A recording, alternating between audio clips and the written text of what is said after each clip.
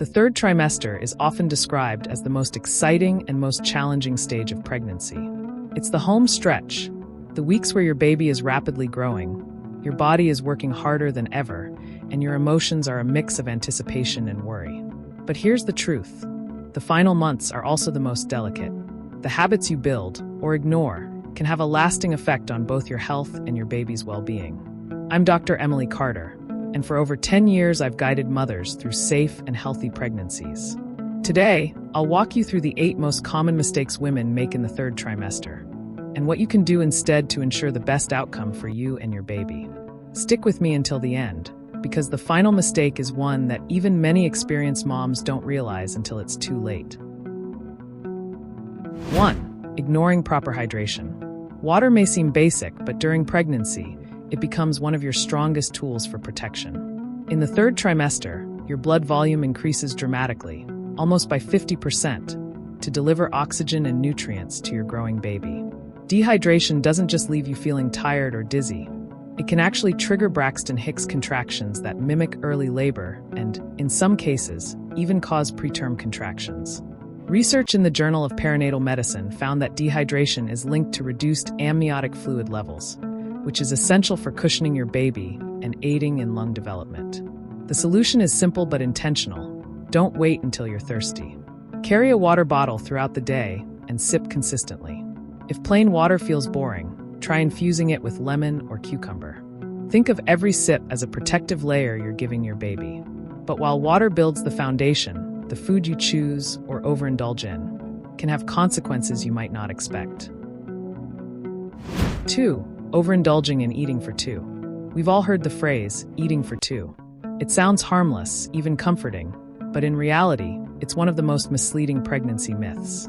In the third trimester, your baby's brain, fat stores, and organs are developing at a rapid pace. And while you do need extra calories, it's not double. The actual requirement is about 450 extra calories per day, roughly the size of a small sandwich or a bowl of oatmeal with fruit. Overindulging, especially in sweets, fast foods, or processed snacks, can increase your risk of gestational diabetes, excessive weight gain, and even complications during delivery. A CDC study showed that nearly 1 in 10 pregnant women in the U.S. develop gestational diabetes, which can cause larger birth weights and increase the chance of a C-section. Instead, focus on nutrient-rich foods, leafy greens packed with folate, lean proteins to support your baby's growth, and omega-3 fatty acids that boost brain development. Remember, it's not about doubling the quantity, it's about doubling the quality. Of course, even the healthiest diet can't protect you if your body doesn't get one of its most critical needs: rest. Point 3. Sacrificing sleep. It's easy to think, I'll catch up on sleep after the baby comes. But sacrificing rest in the third trimester is a mistake that can have real medical consequences. Research from the American Journal of Obstetrics and Gynecology found that women who slept fewer than 6 hours a night during late pregnancy were more likely to experience longer labors and even require a C-section. Sleep deprivation also raises your risk of preeclampsia, a serious condition marked by high blood pressure that can endanger both you and your baby. I know sleep isn't always easy with heartburn, leg cramps, or the constant need to use the bathroom. This is where small adjustments make a big difference. Invest in a supportive pregnancy pillow, sleep on your left side to improve blood flow, and keep your room cool and dark. Sleep is not just rest, it's your body's way of protecting both you and your baby. And while rest is essential, don't make the mistake of going too far in the other direction, avoiding activity altogether. Point 4. Avoiding physical activity. Some mothers stop exercising out of fear it could trigger labor. But unless your doctor advises against it, gentle activity is not only safe, it's beneficial.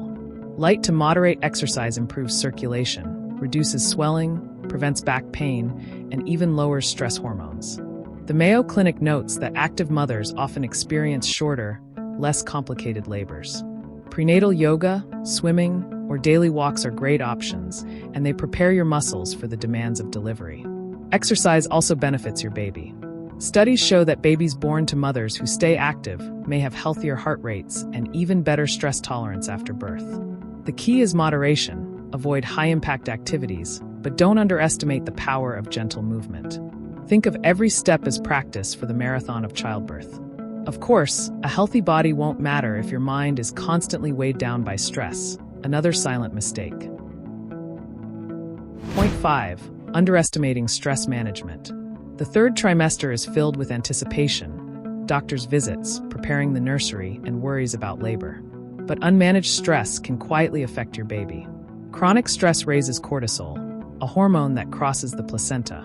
Harvard research has shown that high maternal stress is linked to preterm birth and low birth weight. Babies born under these conditions often face more challenges in their early development. This is why protecting your peace is as important as taking prenatal vitamins. Try relaxation techniques, meditation, journaling, gentle breathing, or even a few minutes of quiet time in nature. Surround yourself with a strong support system, whether it's family, friends, or a prenatal class. Managing your stress isn't selfish. It's an act of love for your baby. And speaking of health protection, one of the most dangerous mistakes is neglecting regular prenatal visits. Point 6. Missing prenatal checkups. In the third trimester, prenatal visits become more frequent, usually every 2 weeks and then weekly. These aren't just routine. They're designed to catch silent complications early. Conditions like preeclampsia or gestational hypertension often develop without obvious symptoms, yet they can become life-threatening quickly. Skipping an appointment might feel harmless if you feel fine, but it can mean missing early warning signs. Your doctor checks vital signs, baby's growth, heartbeat, and positioning during these visits. They're your safety net. Think of each appointment as a protective checkpoint, keeping both you and your baby on track. Prevention will always be safer than crisis management. But while medical care protects your health, one practical mistake can cause unnecessary stress: waiting too long to prepare for the hospital. Point 7. Delaying hospital preparation. Many mothers procrastinate packing their hospital bag, assuming they'll have plenty of time. But labor rarely follows a neat schedule. Being unprepared can add panic to an already intense moment. Imagine rushing out the door while trying to gather essentials like clothes, baby items, or insurance documents.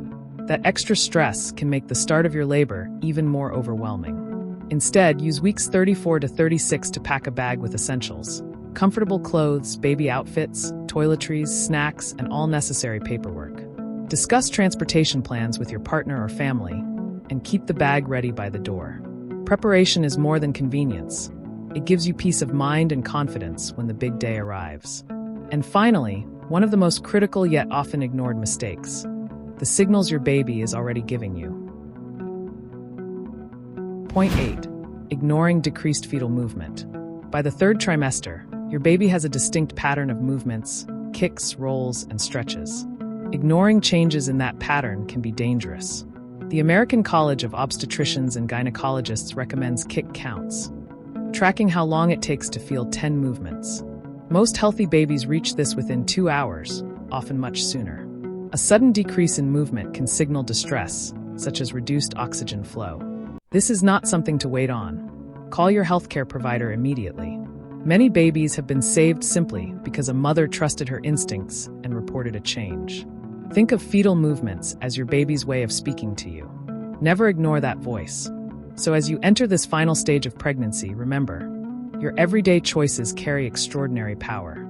Hydrate consistently, choose food wisely, prioritize rest, move gently, protect your peace of mind, attend every checkup, prepare ahead, and always listen to your baby's movements. These steps are small in the moment, but they can shape a safer, healthier future for both you and your child. Now let me ask you, if you're in your third trimester right now, which of these habits are you focusing on most? Share your journey in the comments below. Your story could help another mom feel supported. And if you found today's video helpful, make sure to subscribe for more pregnancy and motherhood guidance. Because every mother deserves to feel confident, informed, and empowered.